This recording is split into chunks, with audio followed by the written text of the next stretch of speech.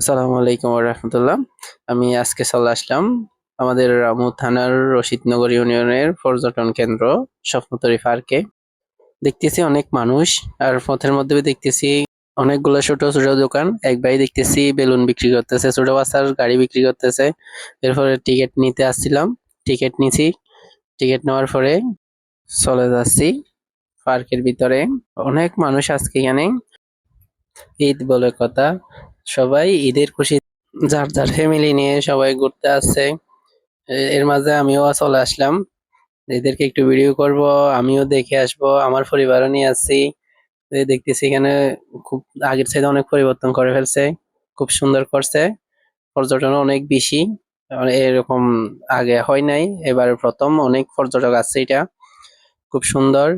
এখানে আনসার বাহিনীও আছে আমাদের নিরাপত্তার জন্য, যেন সমস্যা না হয়। এখানে যার মতো করে ছবি তুলতেছে, খুব সুন্দর পরিবেশ করছে।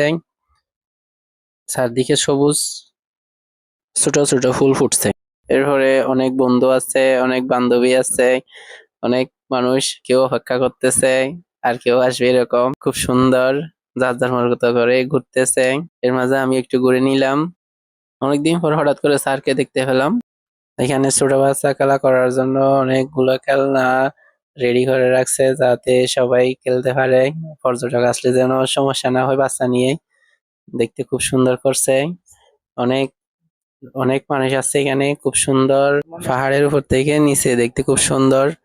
আমরা এবার চলাচ্ছি। ধন্যবাদ। আসসালামু আলাইকুম, ভালো থাকেন।